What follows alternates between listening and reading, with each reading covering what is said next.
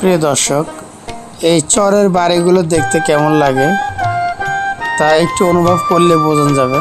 কারণ শান্তি যদি খুঁজে পেতে চান তাহলে এই চরে এসে বসবাস করা শুরু করে দিতে পারেন। কারণ চরের এই ছোট ঝুপড়ি ঘরগুলোতে কিন্তু অনেক শান্তি রয়েছে। এখানে নেই শহরের কোলাহল, নেই কোনো রকম ঝুট ঝামেলা। সর্বোত্তম সুন্দর জায়গা এবং এই নদীর পাড়ের যে জমিগুলো ফসল আবাদের জন্য, এগুলো খুবই উপযোগী, উর্বর জমি, সুন্দর ফসল হয়।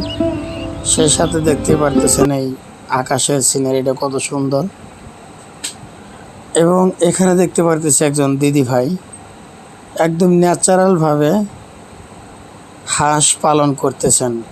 এটা খামারও বলতে পারেন, কারণ নদীর পানিতে হাঁস পালন খুবই সুন্দর দৃশ্য এবং অল্প খরচে এই খামারটি রয়েছে। বিকেল টাইমে আমরা এখন রয়েছি একটি ব্রিজের উপরে এবং দেখতে পারতেছি এই বুড়ো চাচা সুন্দর মনের সুখে নৌকা বেয়ে যাইতেছেন। খুবই সুন্দর এই দৃশ্যগুলো দেখালাম আজকের ভিডিওতে। তো ভিডিওটি কেমন লাগলো অবশ্যই আমাকে লাইক এবং কমেন্টের মাধ্যমে জানিয়ে দিন।